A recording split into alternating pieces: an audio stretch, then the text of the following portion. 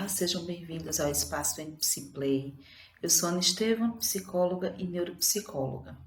E hoje vamos falar um pouco a respeito dos pensamentos automáticos. Ao contrário do que todo mundo pensa, os pensamentos automáticos não são exclusivos daquelas pessoas que apresentam situações emocionais um pouco complicadas, como medo, raiva, tensão, ou muito menos aquelas pessoas que apresentam patologias psiquiátricas, como depressão, ansiedade, toque, fobia, nada disso. Os pensamentos automáticos são pensamentos totalmente acessíveis a todas as pessoas. Inclusive, os pensamentos automáticos são os nossos pensamentos involuntários. Eles não precisam ser invocados para que eles surjam, eles simplesmente surgem em nossas vidas. Vou te dar um exemplo para deixar tudo muito mais simples de entender. Imaginem que eu precise lavar uma faca. Certamente, quando eu vou lavar uma faca, eu não quero correr o risco de me machucar, não quero correr o risco que nada aconteça comigo. Então, antes dessa ação, esse pensamento automático já atuou na minha mente. Anteriormente à minha ação, possivelmente podem ter se passado vários pensamentos automáticos, tipo esses que vou descrever agora. Se eu não tiver cuidado, eu posso me ferir com essa faca. Ou essa faca é tão amolada que pode dar um corte profundo. E ainda mais, levar a uma situação, a pensamentos automáticos catastróficos, como um corte com essa faca pode tirar o meu dedo e eu vou precisar levar pontos, e, enfim, cada pessoa tem um tipo de pensamento automático. Eles geralmente podem surgir de uma maneira que nós não percebamos os pensamentos. Então, o que acontece? Eu não percebo esse tipo de pensamento, mas mesmo assim eu tenho bastante cuidado, lavo a faca e não me machuco. É dessa maneira que o pensamento automático surge nas nossas vidas. Então, pensamento automático é exclusivamente os pensamentos que eu tenho quando eu preciso fazer alguma coisa. Não quis dizer isso. Era só um entendimento mais simples da situação. Mas vamos prestar atenção agora nessa tabelinha que eu vou apresentar a seguir. Aqui eu coloco 4 tópicos: situação, pensamento, sentimento e comportamento. Espera aí, Ana. Você havia falado que iríamos comentar a respeito dos pensamentos automáticos e não de toda essa estrutura. Deixa eu explicar um pouco isso aqui também. Como eu trabalho com a terapia cognitiva comportamental e ela é uma psicoterapia educativa, é muito importante que eu leve para o meu paciente sempre questões para que ele possa avaliar aquilo que ele sente e trabalhar cada vez mais de uma maneira independente. Isso é psicoeducação. O paciente se conhecer, saber onde precisa se trabalhar e como se trabalhar. Eu quis trazer essa situação porque é uma situação, inclusive, bem cotidiana, que possivelmente várias pessoas já passaram por ela. Estava andando na rua, passei por um colega, mas ele não me cumprimentou. Uma cena clássica e bem simples. Certo, essa foi minha situação. Que tipo de pensamento pode vir à minha mente mesmo sem que eu perceba? Ele não gosta de mim. Será que ele está com raiva de mim? Ou não sou um bom amigo? Então veja, uma situação que gera 3 pensamentos automáticos. Poderia ter gerado mais, poderia ter gerado apenas um, certo? Mas quando a gente gera um pensamento automático, possivelmente nós vamos liberar também sentimentos. Então, esses sentimentos podem ser inúmeros. Citei alguns para que vocês compreendam. Qual o sentimento que essa pessoa poderia ter tido? Ela pode ter ficado triste, pode ter ficado com raiva, pode ter se sentido ansiosa. Então, são sentimentos que mexem com o ser humano. Beleza. E daí? Por que também comportamento? Porque avaliemos. Se existe uma situação, eu pensei em algo e eu gerei um sentimento, eu tenho que emitir uma resposta. O ser humano funciona assim, a gente corresponde aos nossos estímulos, não é? Então, o pensamento é um estímulo.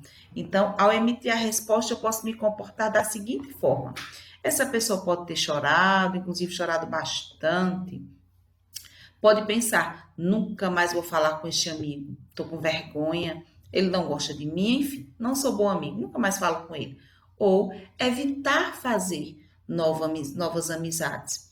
Calma, Ana, vamos pensar em mais uma coisa. Eu acho que eu estou trazendo muito conteúdo, nada disso, só estou deixando tudo mais claro.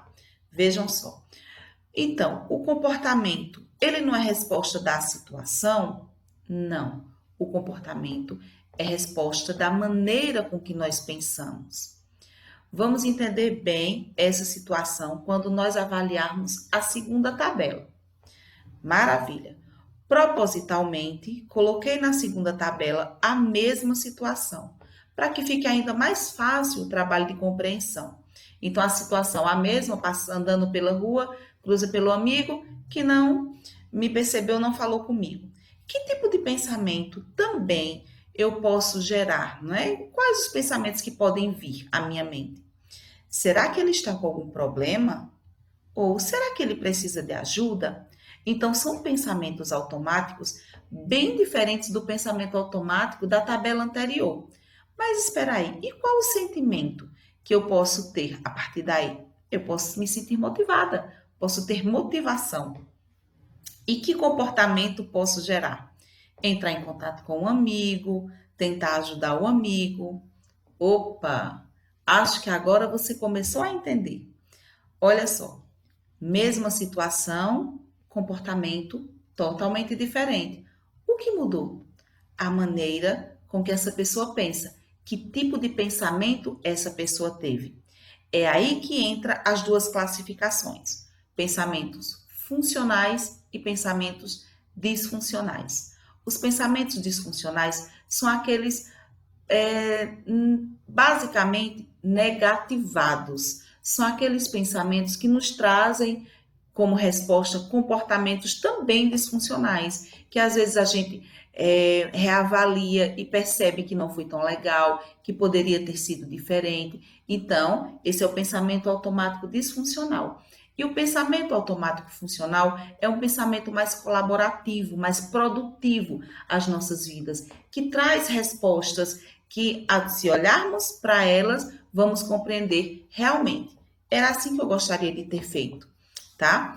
Então, os nossos pensamentos automáticos, eles necessariamente precisam vir desses estímulos externos, quando eu estiver vivenciando alguma coisa, quando eu estiver passando por algo naquele momento, alguém que me diz, alguém que fez, ou algo que eu vou fazer? Não. Os pensamentos automáticos, eles também podem vir de estímulos internos. Esses estímulos internos podem ser nossas lembranças, nossas memórias, aquilo que vem à nossa mente que a gente puxa por ele. Vou mais uma vez deixar isso tudo mais claro para o nosso entendimento. Vejamos, a próxima tabela que vai ser apresentada também são 4 tópicos e neles contém: a situação é diferenciada. Lembrei de um trabalho que não apresentei bem na escola. O pensamento: sou um péssimo aluno em apresentação de trabalho, não sou bom em falar em público. Qual o sentimento? Fracasso. E qual o comportamento? Não apresentar trabalho, recuar sempre que tiver que falar em público.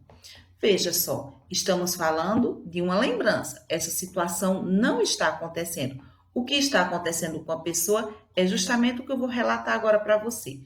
Quando essa pessoa lembrou, ela estava numa reunião de trabalho com de 10 a 20 pessoas, onde ela ia precisar expor algumas ideias e nesse momento vem à sua mente esse mesmo pensamento automático: não sou bom em falar em público, porque ela lembrou de tudo aquilo que aconteceu e ela confirmou aquele pensamento: não sou bom em falar em público. E a partir daí, ela trouxe as outras questões, sentimento e comportamento, de uma forma que não era como ela queria agir. Como a gente espera agir diante do nosso trabalho? De uma maneira cada vez mais agradável, cada vez mais efetiva, para que nós possamos se colocar bem dentro das nossas situações. Ótimo. Então, Ana, vi todas essas 3 tabelas. Você me apresentou tudo isso. E para que serve? Que eu compreenda o que é a situação, o que é o pensamento, o que é o sentimento e o que é o comportamento, para que nós possamos nos trabalhar e nos trabalhar cada vez melhor. Dentro da linha da terapia cognitiva comportamental, é muito importante que possamos perceber todos os tópicos que nós temos a seguir em situações como essa. Veja, primeiro eu preciso identificar que eu estou tendo um pensamento automático e que pensamento automático é esse. Em seguida, eu preciso aceitar, esse é um pensamento automático. Depois eu preciso avaliá-lo. E ele é funcional ou disfuncional? Identificando a funcionalidade ou a disfuncionalidade desse pensamento, eu vou conseguir trabalhá-lo bem. E como trabalhar esse pensamento? Nós precisamos questioná-lo. Você precisa avaliar se esse pensamento é o pensamento que te representa, é o que diz quem você é, que fala, inclusive, sobre você. Se esse pensamento que você está tendo de uma maneira bem simples, eu vou colocar agora, você pode avaliar se ele é verdadeiro para a sua vida. Caso você perceba, não, ele não é verdadeiro, não fala de mim, não diz quem eu sou, possivelmente, de uma maneira muito automática, você vai substituí-lo por um pensamento funcional e a sua resposta vai ser muito mais agradável àquilo que é o seu comportamento no seu dia a dia. Por isso, trabalhe-se bem. Então, para isso, o que eu fiz? Eu vou disponibilizar para vocês aqui no nosso site um arquivo com uma tabelinha. Mas essa tabela, ela não vai estar toda preenchida como essas dos exemplos em que eu apresentei para vocês. Eu preciso que vocês preencham essas tabelas com exemplos do seu dia a dia, com fatos, na verdade, do seu dia a dia. Pega as situações do seu dia a dia e vai preenchendo essa tabela. Você não precisa andar com essa tabela o dia todo. Você deixa ela em casa, ali quietinha. Quando for à noite, você senta alguns minutos, avalia o seu dia, avalia situações, pensamentos, sentimentos e comportamento.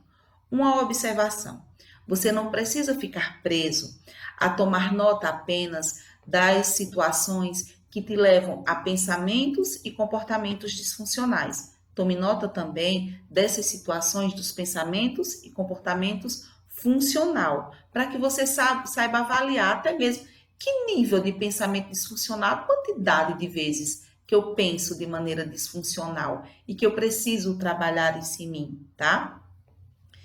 Se esse conteúdo foi legal para você, se você gostou, então, desse tipo de conteúdo, vai lá e se inscreve no nosso canal. Inclusive, compartilha com pessoas que também vão ter interesse nesse tipo de diálogo. Se inscreve no nosso canal, curte e compartilha.